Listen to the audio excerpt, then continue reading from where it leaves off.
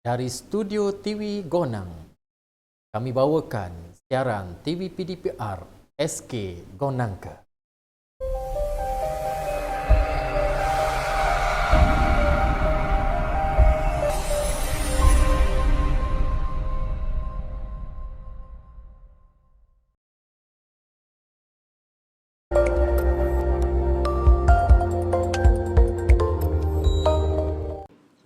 Assalamualaikum warahmatullahi wabarakatuh. Apa kabar murid-murid Taufaq Al-Mawadi semua? Cikgu harap semua murid berada dalam keadaan sihat supaya kita dapat mengikuti pelajaran pada hari ini dengan sempurna. Begitu juga kepada ibu bapa, cikgu harap semua ibu bapa sihat dan dapat membantu murid-murid dalam mengikuti pelajaran pada hari ini. Hari ini kita akan belajar mata pelajaran Pendidikan Sains Sosial dan Alam Sekitar untuk kelas PPKI tahun 4. Tajuk kita pada hari ini ialah ciri-ciri benda hidup. Kita akan belajar tentang ciri-ciri benda hidup.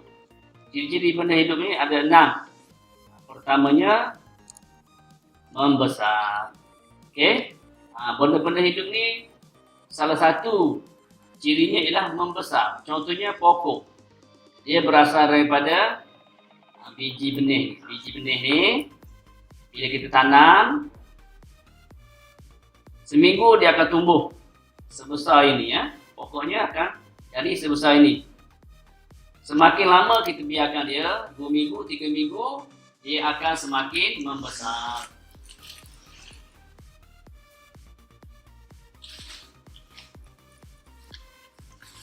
Okey, dia akan jadi sebesar ini. Bila kita biarkan dia lagi, kita siram dia, kita baja dia, dia akan semakin membesar.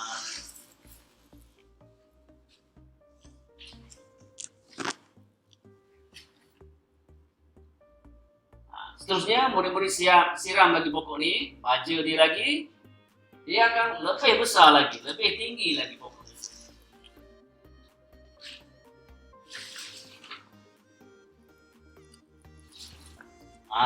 Pokoknya jadi semakin membesar. Apabila sampai masanya pokok ini akan berbunga. Kemudian dia akan berbuah. Okey. Itu pembesaran pokok. Sekarang cikgu akan tunjuk pembesaran manusia pula. Kita ni asalnya kita bayi ataupun awak panggil baby. Kecil. Lepas tu makan, minum. Dia akan membesar bertahun-tahun, dia akan jadi sebesarkan murid-murid semua. Pergi sekolah. 7 tahun, 8 tahun. Okey ya. Bila kita bersekolah, daripada sekolah rendah, sekolah menengah, lepas tu sambung pelajaran ke peringkat lebih tinggi, IPTA ataupun IPTS.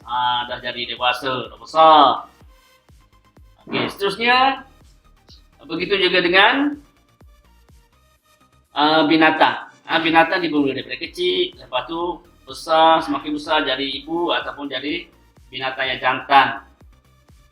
Seterusnya, ciri-ciri benda hidup ialah ia bernafas atau bernyawa. Kita manusia ni kan, kita bernafas menggunakan hidung.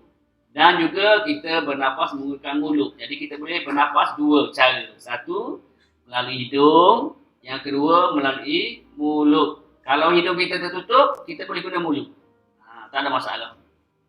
Dan kita bernafas, kita perlukan udara. Jadi sebab itulah kita kena jaga kebersihan udara kita. Kita tidak boleh membakar sesuka hati. Membuang sampah merata-rata. Sebab bau busuk daripada sampah tu akan masuk ke dalam udara. Bila kita seduh udara tu, kita bernafas, udara yang kotor tu boleh menyebabkan kita mendapat penyakit. Jadi kita kena jaga alam sekitar kita ni, udara kita ni, supaya tidak tercemar.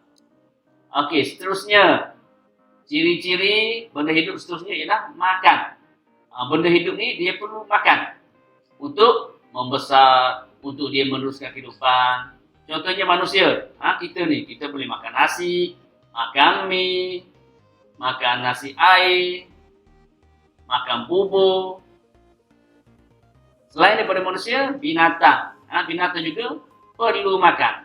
Contohnya, dalam gambar tu, ular. Ular sedang makan lembu.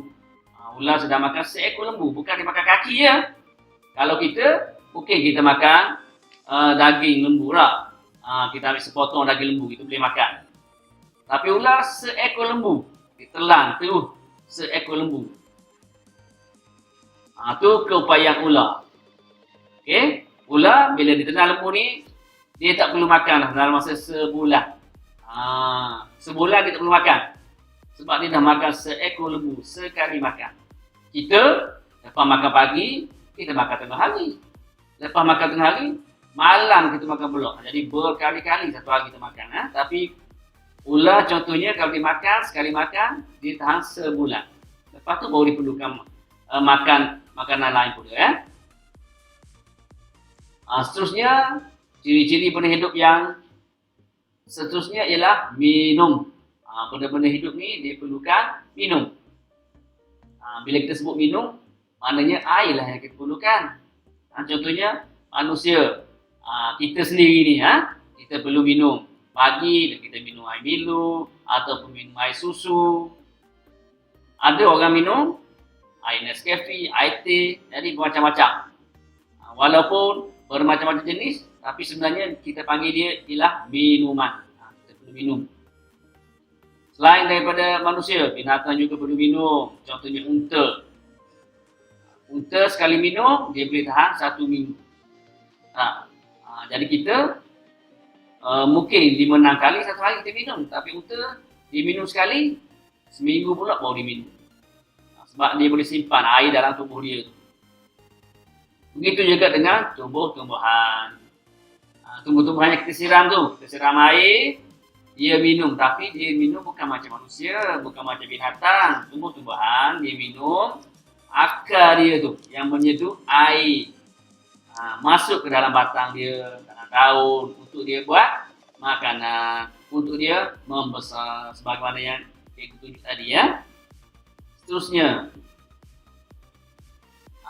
benda-benda hidup juga dia membiak, maknanya dia bertambah. Bilangan dia semakin bertambah. Contohnya orang. Pertamanya seorang, orang lelaki. Lepas tu dia kahwin dengan orang perempuan. Ingat tu kan? Orang lelaki dia boleh kahwin dengan orang perempuan. Sebab ada sekarang ni kita dengar. Orang lelaki kahwin dengan lelaki. Perempuan kahwin dengan perempuan. Itu tak boleh sebenarnya. Agama kita Islam ni tak boleh. Berdosa. Orang lelaki boleh kahwin dengan orang perempuan saja. Bila dia berkahwin, lepas tu isteri dia akan beranak seorang, 2 orang, 3 orang, dan ada yang 10 orang. Ya? Okey. Seterusnya pokok. Pokok ni, contoh ni pokok pisang. Pokok pisang ni dia membiak. Dia membiak apabila anak pisang tu tumbuh daripada batang pisang tu yang dalam tanah tu. Tumbuh sepokok, 2 pokok, 3 pokok, ataupun 10 pokok. Itu maknanya pokok pisang ni telah membiak. Maknanya dia bertambah bilangan. Itu ialah benda hidup. Jadi bagi contoh ni jam. Jam. Jam, korang tahu tak? Jam ni benda hidup ataupun bukan hidup? Jam sebenarnya benda bukan hidup. Jam ni tidak membiak. Kalau kita beli 1 jam ni, kita simpan sebulan, 2 bulan, 3 tahun pun, dia akan tak menjadi 1 jam. Dia tidak beranak. Kalau jam ni beranak, kedai jam akan tutup. Sebab orang tak payah beli jam dah. Beli 1 jam, esok keluar 1. Lusa keluar 1 lagi. Jadi, tak payah beli lah. Beli 1 sajalah. Jadi tidak. Jam dia tidak membiak. Dia benda bukan hidup. Ini manusia. Manusia dia beranak. Bertambah 1, 2, 3, 4, 5.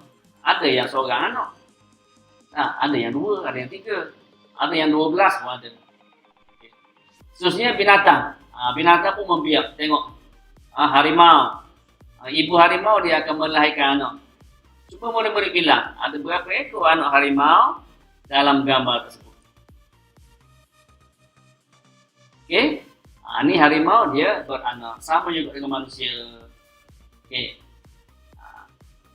Seterusnya, ciri-ciri benda hidup ialah dia bergerak. Benda hidup ni bergerak. Cikgu bagi contoh tadi, jam tadi.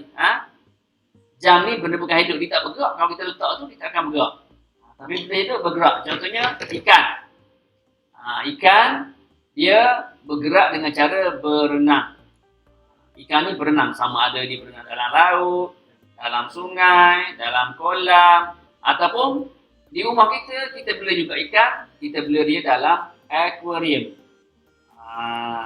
Kita boleh tengok ikan tu berenang. Dia akan bergerak dari satu tempat ke satu tempat dengan cara berenang. Okey. Contoh katak. Katak dia bergerak dengan cara melompat. Melompat. Nah, katak juga boleh berenang. Kalau dia duduk dalam air, dia boleh berenang.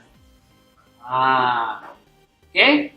Khususnya manusia. Manusia bergerak dengan cara berjalan, melompat, berlari. Jadi itulah 6 ciri-ciri benda hidup yang telah kita pelajari pada hari ini. Pertama, bernafas. Kedua, makan. 3, minum. 4, membiak. 5, bergerak. 6, membesar. Kalau ada semua ni, dipanggil benda tu ialah benda hidup. Kalau tidak ada benda ni, tidak ada ciri-ciri ni, benda mati. Contohnya jam tadi lah. Dia tidak bernafas, dia tidak makan, tidak minum, dia tidak membiak, dia tidak bergerak, dan dia tidak membesar. Okey? Jadi, setelah kita belajar ciri-ciri benda hidup, jadi cikgu mahu murid-murid buka buku aktiviti, buka muka surat 5, buku aktiviti, muka surat 5. Murid-murid boleh tengok video ni berkali-kali. Berkali-kali supaya murid faham. Lepas murid faham, barulah murid jawab soalan dalam buku aktiviti ni. Selain daripada video, murid-murid juga boleh rujuk buku teks, muka surat 5. Itu ciri-ciri benda hidup. Supaya murid lebih faham dan dapat menjawab soalan dalam buku aktiviti dengan betul. Sekian. Terima kasih. Assalamualaikum warahmatullahi wabarakatuh.